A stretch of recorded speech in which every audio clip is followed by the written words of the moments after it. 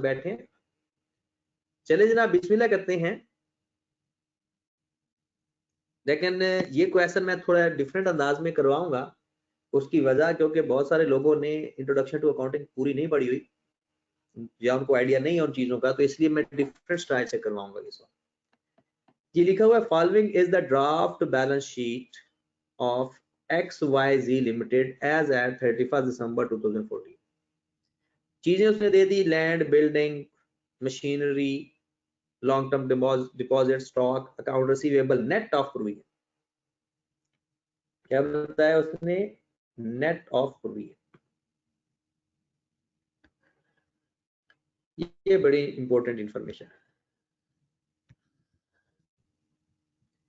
Cash and bank, फिर उसके बाद capital, accumulated profit, long term bank loan, trade payable, income tax payable, accrued interest. कहते हैं profit before tax and income tax expense for the year is 275 and 13 million respectively. कहता है जो profit before tax है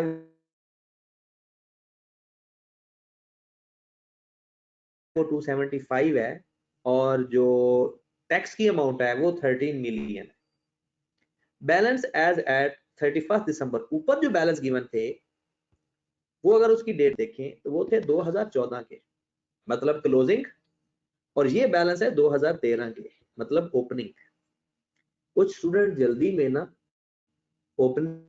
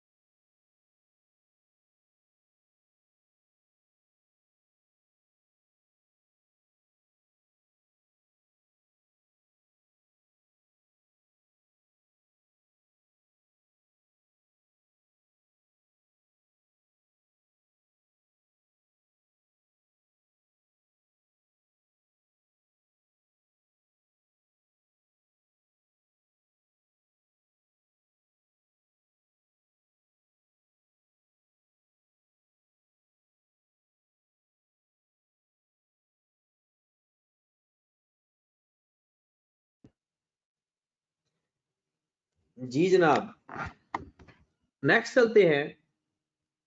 यहां पर लिखा हुआ है the bank loan was obtained on 1 जनवरी 2014 और उसके ऊपर रेट ऑफ इंटरेस्ट क्या था? 9%। इसका मतलब है इसका ओपनिंग जो होगा यानी अक्रूड इंटरेस्ट वो होगा ही नहीं। की वजह क्योंकि हमने लोन लिया ही 1 जनवरी 2014 को है, इस साल के शुरू में। कहते हैं XYZ uses straight line method for depreciation. Rate of depreciation are as under: leasehold land पे 2%, building पे 5% और machinery पे 10%. Full month depreciation is provided in the month of acquisition, but no depreciation is charged in the month of disposal. Depreciation for the year have been already provided. अगर सवाल होता ना यहां तक तो ये सवाल बहुत आसान था, लेकिन उसने सवाल के अंदर ये चीज ऐड करके सवाल को और खूबसूरत बना दिया। ये अक्सर सवालों में काम यही खराब करता होता है कि एरर्स, और अब तो उसको वैसे ही लाइसेंस मिल गया है कि एरर्स का टॉपिक हमारे सिलेबस के अंदर का होने का मतलब है कि हर टॉपिक के अंदर एरर हो सकते हैं। लिखा हुआ है machine with list price of 50 million, machine जिसकी कीमत 50 मिलियन है, was purchased on January 1, 2014, इस साल के शुरू में 30 मिलियन उसको पे कर दिया इन कैश, 20 मिलियन एडजस्ट करवाया trade in allowance of the old machinery. कहता है हुआ ये कि हमने 50 मिलियन की एक नई मशीन खरीदी, 30 मिलियन उसको कैश दे दिया और 20 मिलियन के बदले उसको पुरानी मशीन दे दी। तो पुरानी मशीन की कीमत क्या होगी एक तरह की 20 मिलियन, और कहता है कि पुरानी मशीन की जो कॉस्ट थी वो 40 मिलियन थी और उसकी जो बुक वैल्यू थी वो 25 मिलियन थी। कोई मुझे बता सकता है कि पुरानी मशीन के बदले उसे गेन हुआ लॉस? पुरानी मशीन के ऊपर उसे गेन हुआ है या लॉस? लॉस हुआ है 5 मिलियन का। कैसे पता चला? क्योंकि 40 मिलियन की कॉस्ट थी, 25 मिलियन की बुक वैल्यू थी और 25 मिलियन वाली चीज हम दे रहे हैं 20 मिलियन के बदले, तो 5 मिलियन का लॉस हो गया। अब गलती क्या हुई ये जरा गौर से देखना। कहता है the transaction was recorded by debiting the plant and machinery by ₹30 million the net amount paid to the supplier. अच्छा, इस सवाल से आपको कुछ और चीजें भी ठीक होंगी कि अगर आपने अपने अकाउंट्स रेक्टिफिकेशन ऑफ एरर की बात करनी हो तो यहां से सीखा जा सकता है। नीचे वाली ट्रांजैक्शन पे मैं अभी बाद में आऊंगा, पहले मैं इसी चीज को देखता हूं। दोबारा सिनेरियो बताने लगा हूं, थोड़ा सा फ्रेश माइंड से बैठोगे तो इंशाल्लाह ज्यादा अच्छी समझ लगेगी। कहता है कि 50 मिलियन का एक एसेट था जो आपके पास आया, न्यू एसेट।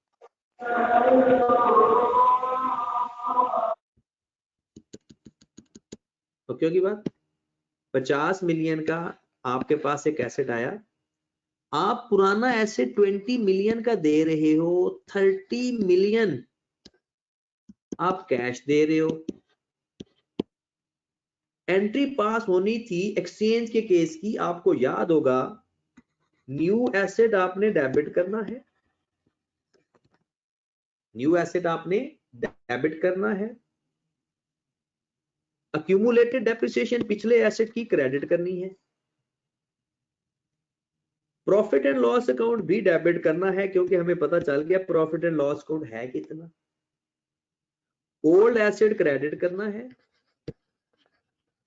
और जितना कैश दिया ये भी क्रेडिट करना है। ये है हमारा सवाल, ये है सही एंट्री। इस केस में 50 मिलियन से नया एसेट डेबिट होना चाहिए था, गॉट इट। अक्यूमुलेटेड डेप्रिसिएशन उसकी 15 मिलियन है, 40 माइनस 25, 5 मिलियन का लॉस है। ओल्ड एसेट की कॉस्ट 40 मिलियन है और 20-30 मिलियन का कैश दिया, ये थी एंट्री, करेक्ट एंट्री। याद रखें पेपर में जब भी रेक्टिफिकेशन का कोई सवाल है, कोई गलती हो, आप दोनों एंट्रीज पास कर लिया करो, करेक्ट एंट्री भी और जो उसने एंट्री पास की है वो भी। उसने क्या एंट्री पास की, वो कहता है कि we record by debiting the plant and machinery amount by ₹30। कहता है जो पैसे दिए हैं ना उसने न्यू एसेट को डेबिट किया है, कैश को क्रेडिट किया है, ये उसने एंट्री पास की है, ये थी रॉन्ग एंट्री। जाहिर सी बात है अगर उसने गलत एंट्री पास कर दी ना तो हमारे प्रॉफिट भी सारे गलत हो चुके हैं। अब आप खुद ही बताओ, उसने एंट्री के अंदर ना लॉस लिखा और ऊपर से सिर्फ नया एसेट डेबिट कर दिया। अब हम इसको सही करने लगे हैं, मिलके सही करते हैं, जरा गौर फरमाइएगा। जी जनाब, सबसे पहले देखें न्यू एसेट को डेबिट करना था 50 मिलियन से, उसने किया हुआ है 30 मिलियन से। सही करने के लिए क्या करेंगे, न्यू एसेट को डेबिट कर देंगे मजीद, कितनी मिलियन से, 20 मिलियन से। नया एसेट को डेबिट कितने से करना था, 50 मिलियन से, उसने कितने से किया, 30 मिलियन से। और जितना कम डेबिट किया हमने डेबिट कर दिया, डन। फिर 15 मिलियन से उसने अक्यूमुलेटेड डेप्रिसिएशन को डेबिट किया ही नहीं हुआ अपनी एंट्री के अंदर, तो हम 15 मिलियन से अक्यूमुलेटेड डेप्रिसिएशन को डेबिट कर देते हैं, डन। कंपेयर करते जाओ, जो उसने अंडर या ओवर अमाउंट की है उसको सही कर देंगे, जो उसने एंट्री ही पास की वो एंट्री पास कर देंगे, और अगर कोई ऐसी एंट्री जो होनी नहीं चाहिए थी और उसने पास कर दी उसको रिवर्स कर देंगे। ओके, अब देखिए उसने प्रॉफिट एंड लॉस अकाउंट को भी नहीं लिखा, तो ये भी हम लिख देंगे, डन। नेक्स्ट, ओल्ड मशीन को क्रेडिट करना था 40 मिलियन से, उसने नहीं किया हुआ,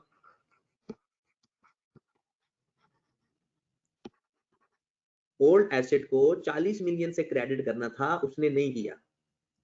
कैश को 30 मिलियन से क्रेडिट करना था, उसने किया हुआ है, इसको दोबारा रेक्टिफाई करने की जरूरत नहीं।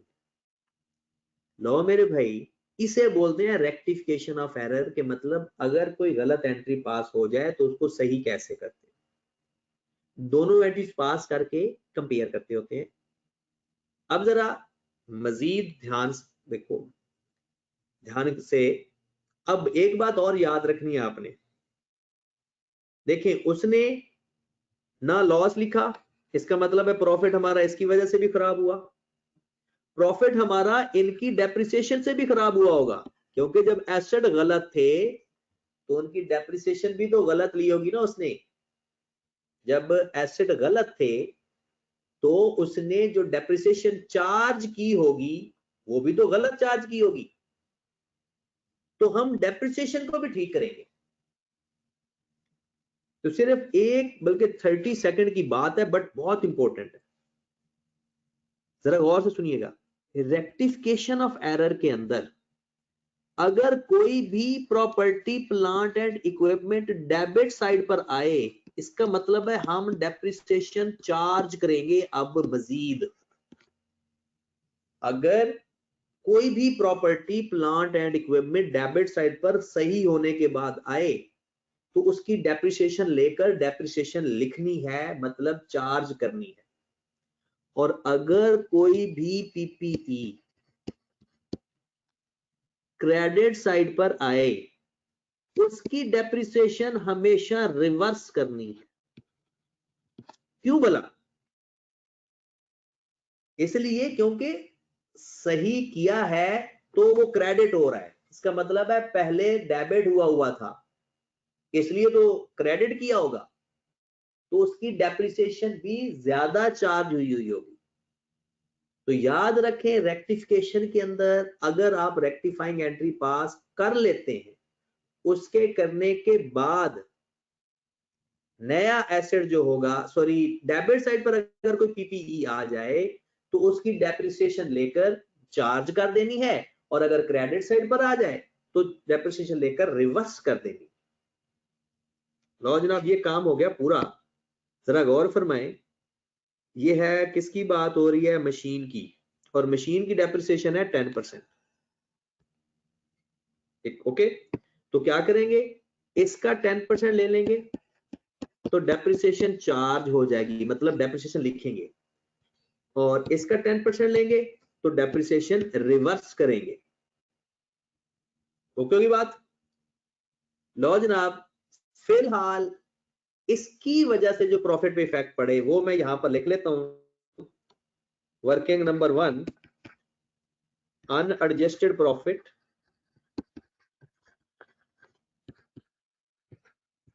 कितना है मेरे पास? अनएडजस्टेड प्रॉफिट सवाल के अंदर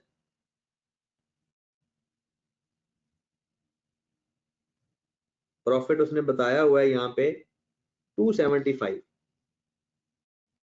तो मैं लिख लेता हूं 275। अब उसके अंदर जो डेप्रिसिएशन मैं चार्ज करूंगा उससे मेरा प्रॉफिट हो जाएगा, डेप्रिसिएशन जो चार्ज करूंगा उससे मेरा प्रॉफिट कम हो जाएगा, और जो डेप्रिसिएशन रिवर्स करूंगा उससे मेरा प्रॉफिट बढ़ जाएगा। और जो लॉस ऑन डिस्पोजल भी तो नहीं लिखा हुआ था ना उसमें, लॉस ऑन डिस्पोजल, उससे भी मेरा प्रॉफिट कम हो जाएगा। ये तो मैंने लिखा कि पहली एडजस्टमेंट की वजह से मेरा प्रॉफिट में जो फर्क पड़ चुका है, इफेक्ट आ चुका है वो। अब आ जाते हैं दूसरी एंट्री। ये थोड़ी सी आपको हो सकता है मुश्किल लगे, मुश्किल है नहीं, क्योंकि इंट्रोडक्शन टू अकाउंटिंग ना पढ़ने की वजह से ये चीज मुश्किल लग सकती है, बट मैंने कोशिश करनी है कि ये चीज इस एंगल से बताऊं कि मुश्किल ना लगे। जरा गौर फरमाइएगा। कहते हैं one of the companies customer become bankrupt during the year. कहता है एक कंपनी का बंदा ना वो बैंकरप्ट हो गया। ₹5 million out of total date 5 million were recovered. कहता है उसके 25 मिलियन लेना था जिसमें से 5 मिलियन मिला बस। Balance has to be written off. कहता है बैलेंस आपने राइट ऑफ करना। इसका मतलब तो ये हुआ ना कि ऊपर जो हमारे डेटर है वो भी गलत हो गए।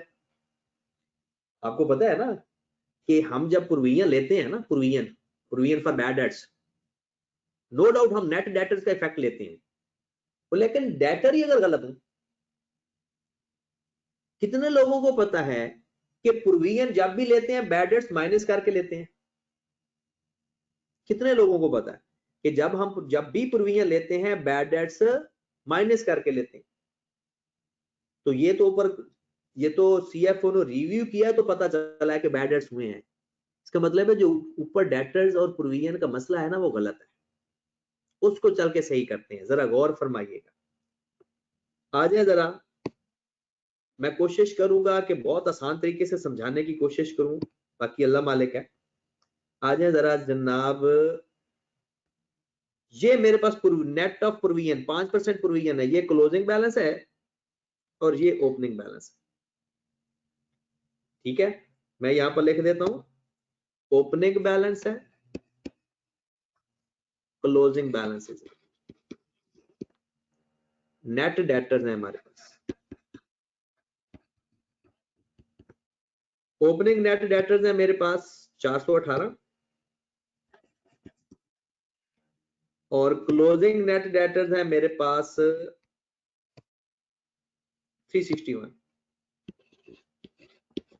और ये दोनों नेट ऑफ प्रोविजन है, नेट ऑफ 5%। अगर क्वेश्चन के अंदर गलती ना होती, मैं इन दोनों नेट डेटर्स का डिफरेंस वर्किंग कैपिटल में लिख देता, बस कुछ भी नहीं करना था। लेकिन प्रॉब्लम ये है क्वेश्चन के अंदर गलती आ गई कि 20 मिलियन के डेटर्स उसने माइनस नहीं किए और गलती भी इसी साल की है। तो आप मुझे बताएं क्या ओपनिंग पे कोई फर्क पड़ा होगा या नहीं, या ओपनिंग पर फर्क पड़ेगा या नहीं? जी जनाब, ओपनिंग पे कोई फर्क नहीं आया होगा।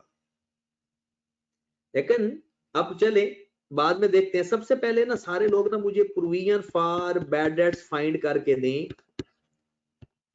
पुराने तरीके से। जो उसने प्रोविजन ली होगी कितनी होगी, जो उसने प्रोविजन ली होगी कितनी ली होगी, जरा गौर फरमाइएगा। 418 डिवाइडेड बाय 95 मल्टीप्लाइड बाय 5, ये बात किसी को पता चली? Given over given multiplied by required. 418 actual में नेट ऑफ 5% अमाउंट है। 418 एक्चुअल में नेट ऑफ 5% है। तो अगर मैं उसको 95 पे डिवाइड करूंगा और 5 से मल्टीप्लाई करूंगा तो प्रोविजन आ जाएगी।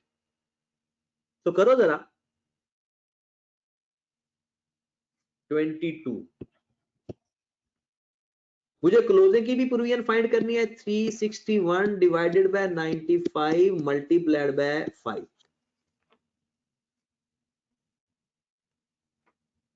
जी मेरे भाई,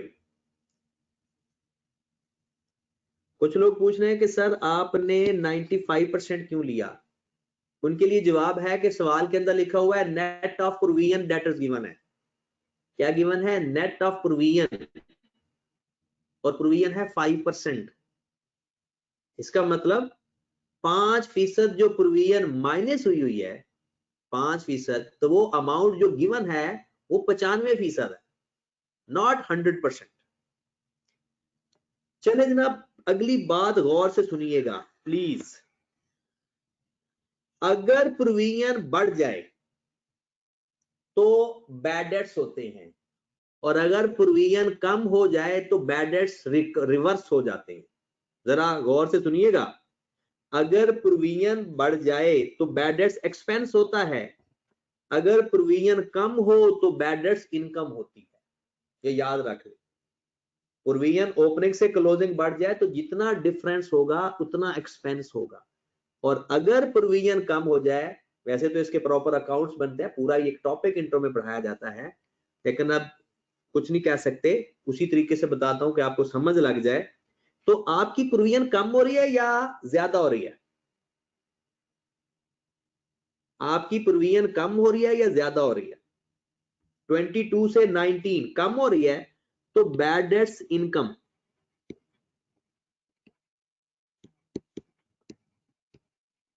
कितनी अमाउंट से? 3 मिलियन से। ये आपने पहले लिखी हुई है, यानी 20 मिलियन बैड डेट से पहले, 20 मिलियन बैड डेट से पहले। अब हम काम सही करने लगे हैं, तो आप मुझे बताएं ग्रॉस डेटर्स कितने होंगे? कोई बंदा बता सकता है ग्रॉस डेटर्स? मैं लिखने लगा हूं 440, किसी को पता चला?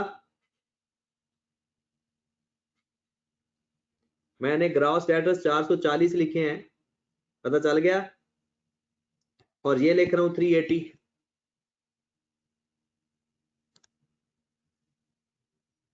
क्या किया मैंने? प्रोविजन ऐड बैक कर दी। क्यों परेशान हो गए? प्रोविजन ऐड बैक कर दी। अब हुआ ये कि बैड डेट्स हुए थे 20 मिलियन के, और याद रखें जो बैड डेट्स हो जाते हैं, डेटर खत्म हो जाते हैं, वो रिकॉर्ड नहीं किए हुए थे। 20 मिलियन के जो बैलेंस राइट ऑफ किया था ना, वो रिकॉर्ड नहीं किया हुआ। सवाल के अंदर ये जो एंड पे उसने बताया हुआ है ना कि सीएफओ को पता चला कि 20 मिलियन के राइट ऑफ किए, तो ये उसने रिकॉर्डिंग नहीं की हुई। तो आपने जब 20 मिलियन, अब एक्चुअल में जो आपके सही डेटर्स हैं वो ये हैं, प्रोविजन इन पे लेनी चाहिए थी। बैड डेट्स अगर हो जाए ना तो बैड डेट्स माइनस करने के बाद प्रोविजन ली जाती है। जो पहले प्रोविजन आई हुई है ना और इनकम में लिखा हुआ है 3 मिलियन, वो गलत है। प्रोविजन तो आनी इन पे चाहिए थी, इनसे नेट होकर डेटर नेट आते। तो यहां पर हमारे दो काम हो जाएंगे, एक प्रॉफिट ठीक हो जाएगा, दूसरा वर्किंग कैपिटल चेंजेस का जो इफेक्ट आना है वो भी यहां से ही लेना है, सही डेटर्स का। तो आए जनाब, प्रोविजन ले लेते हैं, 5% प्रोविजन फॉर बैड डेट्स। इसका 5% तो वही आएगा 22, इसका 5% चेंज आएगा। 360 का 5% ले कितना आता है?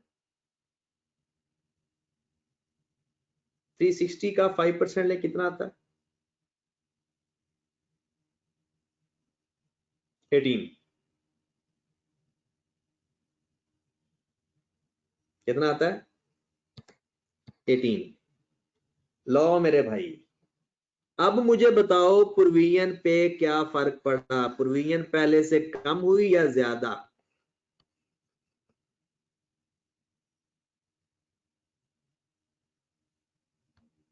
जी जनाब, कम हुई है 4 से, तो ये भी bad debts income, bad debts income होनी चाहिए थी 4 मिलियन से, उसने कितने से लिखी हुई है? 3 मिलियन से। और एक चीज, ये जो बैड डेट्स हुए हैं ये भी उसने नहीं लिखे, क्योंकि नहीं लिखे तो ये बस सारा काम किया ना हमने। गलतियों का पता चल गया, प्रॉफिट पे गलती हम मैं सही करने लगा हूं। पहले पुरानी हमने प्रोविजन निकाली, उस हिसाब से 3 मिलियन की इनकम शो हो रही थी, हालांकि एक्चुअल में 4 मिलियन की इनकम है। एक्चुअल में 4 मिलियन की इनकम है। इसका मतलब है मजीद 1 मिलियन से इनकम शो कर देंगे और 20 मिलियन हम बैड डेट्स में लिख देंगे, हमारा प्रॉफिट ठीक हो जाएगा। और जो हम वर्किंग कैपिटल चेंजेस के अंदर काम लेंगे, नेट कर लेंगे इनको, जो सही डेटर्स हैं उनको नेट कर लेंगे। 440 में से 22 माइनस किया 418, 360 में से 18 माइनस किए 342, इसका डिफरेंस लेंगे जो कि हमारे वर्किंग कैपिटल चेंजेस के अंदर आएगा। ये लिख ले अपने को ऊपर ही, असाइनमेंट के ऊपर ही, 318 और 342 ये डेटर्स। ये जो 3 मिलियन बैड डेट्स इनकम आ रही थी, ये भी पहले इनकरेक्ट थी, उसके बाद जो 4 मिलियन आई है वो करेक्ट की है हमने बाद में नेट प्रोविजन निकाल के।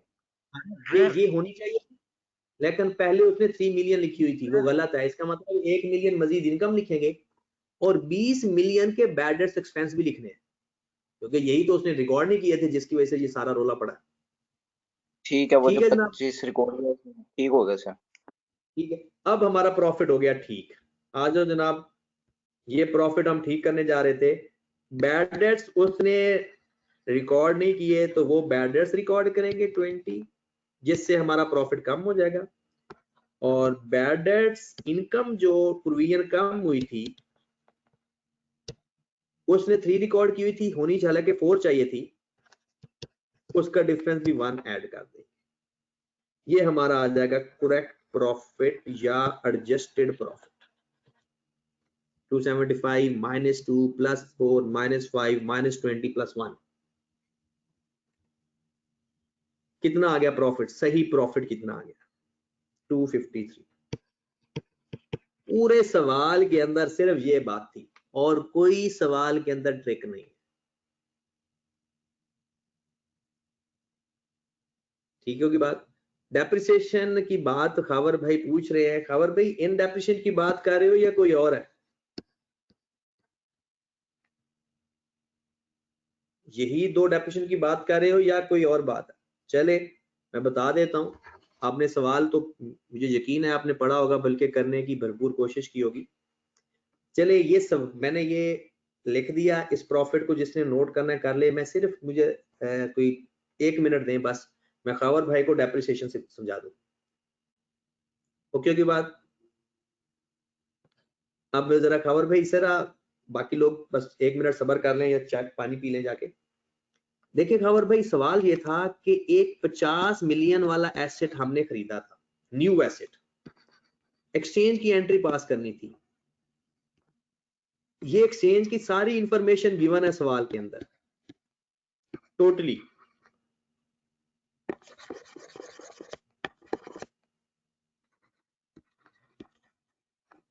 ठीक है, प्रॉफिट एंड लॉस, ये सारी की सारी इंफॉर्मेशन गिवन है। होल्ड एसेट हमारा कितने तक का था? 40 का, और कैश हमने दिया 30। ये उसने गलती ये की कि उसने सिर्फ अपना न्यू एसेट डेबिट किया, बाकी पूरी एंट्री इग्नोर की, और कैश को क्रेडिट किया, बस यही एंट्री पास की और कोई एंट्री पास नहीं की। अब जरा गौर फरमाएं, इसका मतलब ये हुआ उसने डेप्रिसिएशन लेनी थी 50 के ऊपर, उसने कितने पे डेप्रिसिएशन ले ली होगी? 30 के ऊपर। कम डेप्रिसिएशन चार्ज की होगी या ज्यादा? नया एसेट डेबिट करना था 50 मिलियन से, उसने डेबिट किया 30 मिलियन से। इसका मतलब है उसने 20 मिलियन की डेप्रिसिएशन चार्ज नहीं की, तो 2 मिलियन तो ये डेप्रिसिएशन चार्ज करेंगे। फिर देखिएगा, ओल्ड एसेट को 40 मिलियन से क्रेडिट करना था, खत्म करना था, उसने किया ही नहीं, उसके बुक्स के अंदर वैसे का वैसे ही पड़ा रहा। 40 मिलियन का एसेट तो एक्सचेंज कर दिया, दे दिया उसने, बट उसने क्रेडिट ही नहीं किया। इसका मतलब ये हुआ कि 40 मिलियन का 10% उसने फिर डेप्रिसिएशन भी चार्ज कर दी होगी, क्योंकि क्रेडिट तो किया नहीं, एसेट तो बुक्स में ही रहा। तो इसलिए इसका 10% वो डेप्रिसिएशन लेकर हम रिवर्स कर देंगे। ये तो थी कॉन्सेप्ट की बात। अब सुने रेक्टिफिकेशन एरर के साथ हम इसको कैसे ठीक करते हैं। ये आपको एंट्री समझ लगी थी जो मैंने एंट्री पास की थी, correct entry, sorry rectifying entry 20 million से। अब इस पर आ जाएं, अगर आपको ये एंट्री पास समझ लगी है तो मैं इसको एक्सप्लेन नहीं करूंगा, सिर्फ बता दूंगा। अब देखिएगा पेपर में हमेशा याद रखें रेक्टिफिकेशन के अंदर अगर रेक्टिफाई करने के बाद कोई भी property plant and equipment debit side पर आ रहा हो ना, तो इसका मतलब है एसेट बढ़ा रहे हो आप, और एसेट बढ़ाओगे तो डेप्रिसिएशन चार्ज करोगे फिर, तो इसकी डेप्रिसिएशन आपने चार्ज करनी है। मैंने वहां कॉन्सेप्ट समझाया, क्योंकि उसने 50 की बजाय 30 से डेबिट किया हुआ है, तो 20 मिलियन से कम डेबिट किया था, तो हमने एसेट भी डेबिट कर दिया और उसकी डेप्रिसिएशन भी चार्ज करेंगे। उसने 40 मिलियन का ओल्ड एसेट तो चला गया, लेकिन उसने क्रेडिट किया ही नहीं, तो इसकी डेप्रिसिएशन रिवर्स कर देंगे।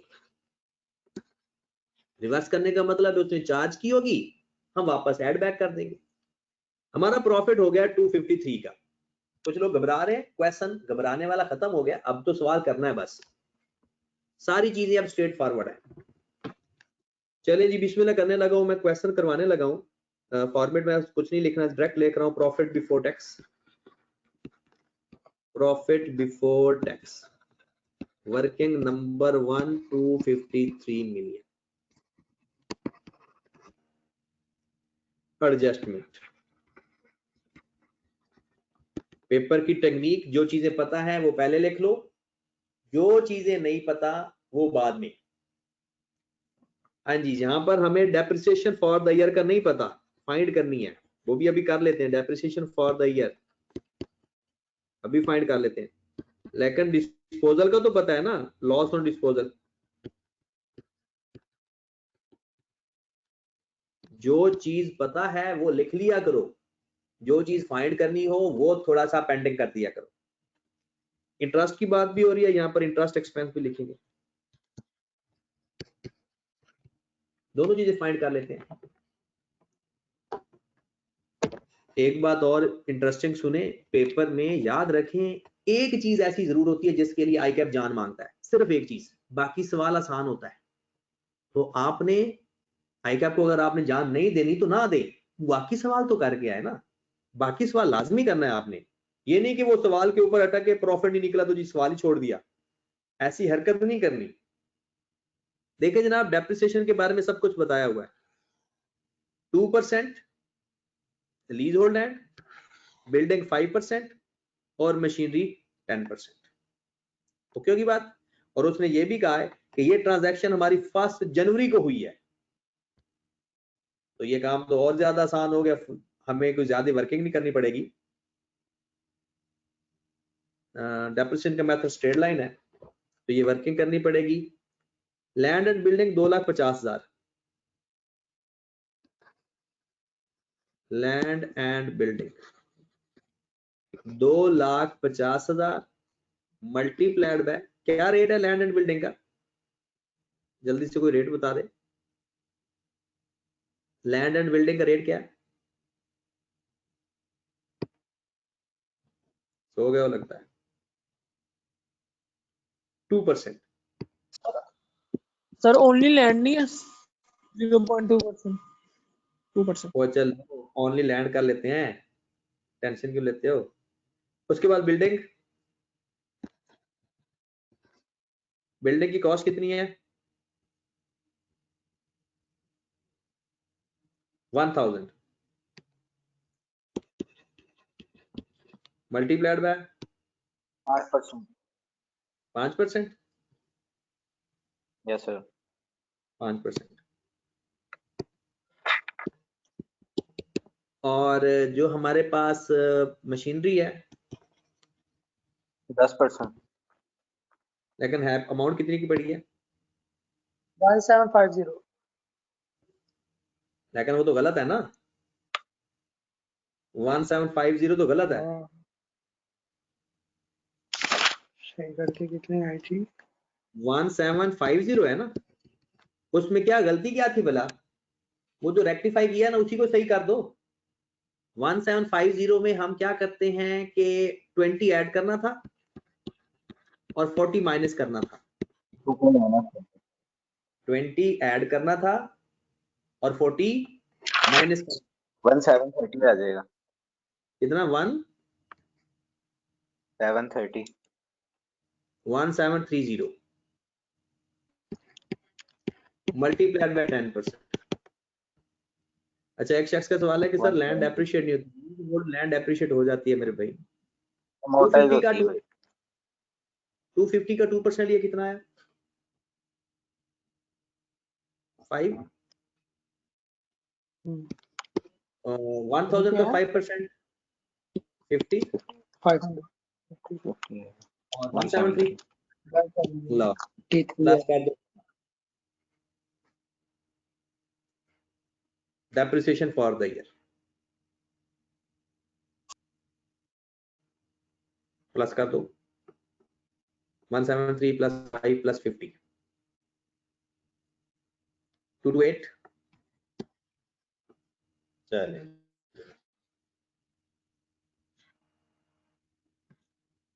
डेप्रिसिएशन फॉर द ईयर आगे हमारा 228 वर्किंग नंबर जो भी लिखें। इंटरेस्ट एक्सपेंस तो स्ट्रेट फॉरवर्ड है। इंटरेस्ट एक्सपेंस हमने जरा गौर फरमाइएगा, लोन पड़ा हुआ है यहाँ पे लॉन्ग टर्म लोन 200 और ये लिया कब है? 1 जनवरी 2014 को, इस साल के शुरू में 9% के हिसाब से। तो 200 मल्टीप्लाइड बाय 9%, सिर्फ इस साल का इंटरेस्ट आ जाएगा, इंटरेस्ट फॉर द ईयर। पुराना कोई इंटरेस्ट था ही नहीं, लोन लिया ही इसी साल के शुरू में है। तो 200 का 9% ले लो 18। खत्म होगी बात। Profit before changes in working capital. Profit before changes in working capital बता दो जनाब। 253 प्लस 228 प्लस 5 प्लस 18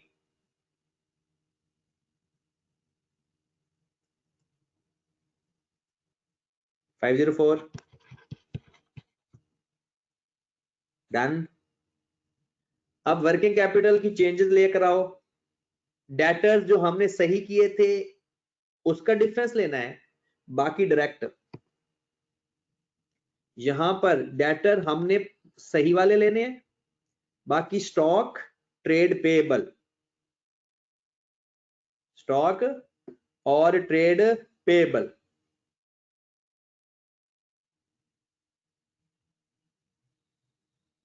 बताएं जनाब स्टॉक। ये एक मिनट, यहां भी मैं आपको शो कर देता हूं। यहां पर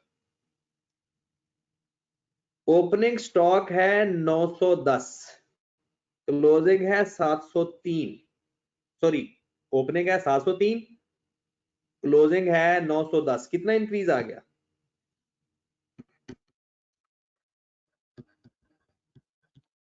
207 का। और डेटर्स का तो मुझे वही बताओ ना, डेटर्स हमने जो सही करके लिखे हैं वो बताओ। डेटर्स जो सही करके लिखे हैं, नेट 418 ओपनिंग थे आई थिंक, और क्लोजिंग कितने? 76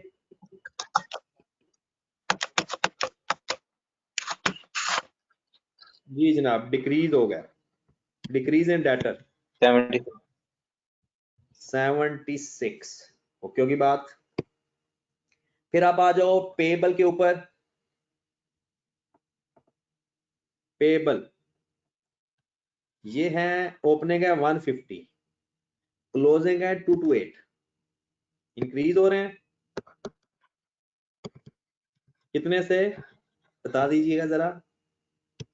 78 से। और कोई बताएं कोई करंट एसेट या कोई करंट लायबिलिटी हो? नहीं है कोई भी, खत्म होगी बात। Profit after changes in working capital, profit after changes in working capital 207 minus कर दे, 76 और 78 ऐड कर दे।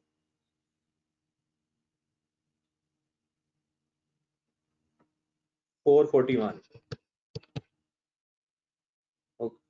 कोई 44051 कह रहा है, कोई 551 कह रहा है। सवाल गलत हो गया तो मैंने दोबारा शुरू करवा देना, मैंने छुट्टी नहीं करनी, जरा ध्यान से वर्किंग करनी है।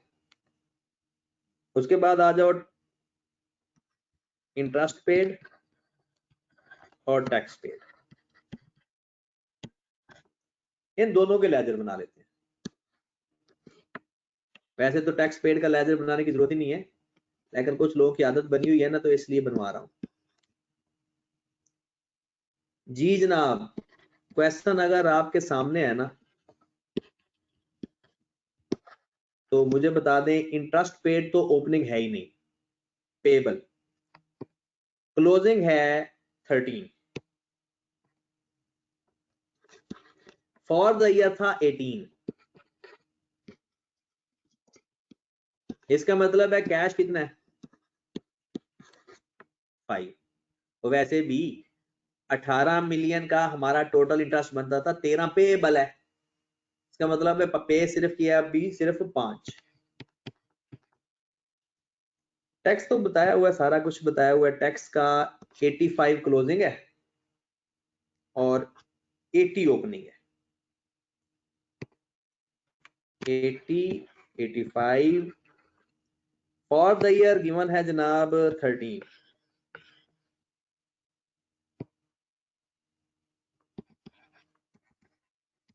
जल्दी से मुझे बता दें पे कितना किया टैक्स, टैक्स पे कितना किया 8। चलो जी, हमारी ऑपरेटिंग एक्टिविटी तो पूरी हो गई।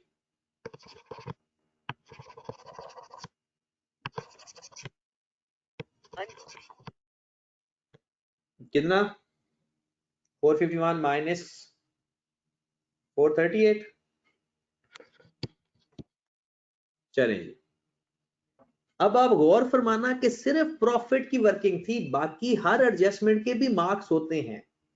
देखिए टैक्स पेड और इंटरेस्ट पेड में इतना मसला नहीं था, डेप्रिसिएशन में भी इतना मसला नहीं था, सिर्फ प्रॉफिट में मसला था। अब आगे देखें, और भी सवाल में देखना, बहुत आसान सवाल है। आपको याद होगा मैंने आपको बताया था कि जब देखें सवाल के अंदर नॉन करंट एसेट्स के ओपनिंग बैलेंसेस गिवन है, क्लोजिंग नहीं गिवन।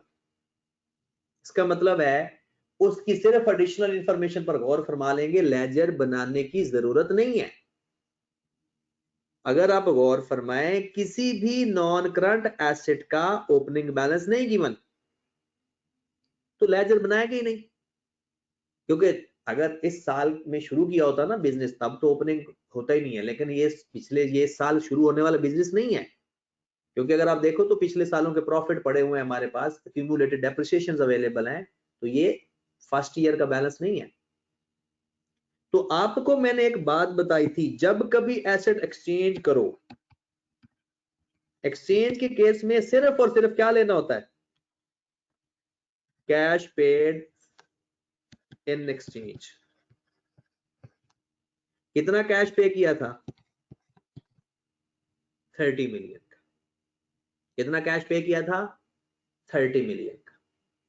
इन्वेस्टिंग एक्टिविटी आपकी पूरी हो गई। इन्वेस्टिंग एक्टिविटी में और कोई बात नहीं है। अब गौर फरमा के देख लो कोई चीज, क्योंकि 5 चीजें टोटल आती हैं, उन 5 में सिर्फ एक एक्सचेंज का केस हुआ है बस, और कुछ नहीं, और हमने कुछ नहीं करना। ओके, फाइनेंसिंग एक्टिविटी पे जाते हैं। अब फाइनेंसिंग एक्टिविटी में भी जरा गौर फरमाना, हमें फाइनेंसिंग एक्टिविटी के अंदर एक तो हमने लोन लिया, सीधा सीधा लिख लें, वो इसी साल ही लिया, सारे का सारा लोन इसी साल लिया। लोन ओपनिंग 0, क्लोजिंग 200, उसने खुद इंफॉर्मेशन में बताया है। उसके बाद आप देखें, हमें opening balance long term deposit का गिवन है 70 ओके है। इनकम टैक्स पेएबल हो गया, ट्रेड पेएबल हो गया, कैश एट बैंक वो उसमें आ जाएगा, खत्म होगी बात। और कोई बात नहीं बताई हुई। कैपिटल का लेजर भी नहीं बन सकता, उसकी वजह क्योंकि पिछले साल के बैलेंसेस अवेलेबल नहीं है। तो जो इंफॉर्मेशन बताइए खत्म होगी बात। नेट इंक्रीज या डिक्रीज बता दो in cash and cash equivalent. कितना आ गया net increase? 438 minus 30 plus 200 608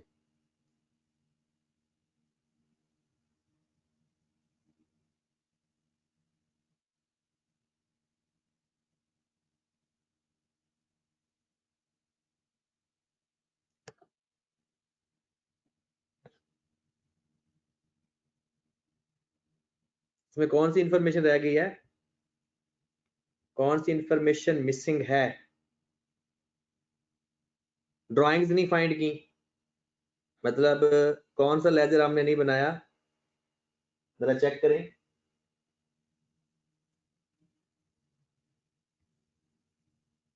assets का काम हो गया, डेप्रिसिएशन हमने रिकॉर्ड कर ली, उसके बाद machinery long term deposit, retain earning का क्या? रिटेन अर्निंग का बैलेंस गिवन है opening closing?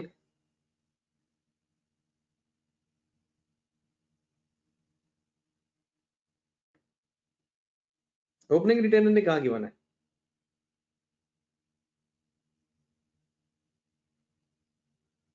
Opening retain earning कहाँ गिवन है? क्लोजिंग है ना, ओपनिंग नहीं है।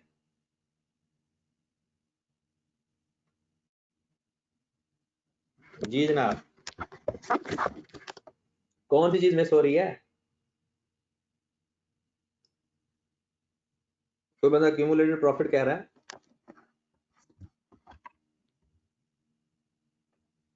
नहीं, कोई भी चीज मिस नहीं हो रही। चले हम चेक कर लेते हैं अगर आंसर बराबर आता है या नहीं।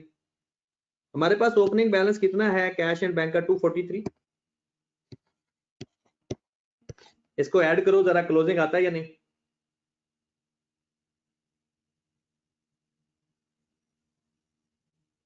Opening cash and cash equivalent add कर देना है ना। 851।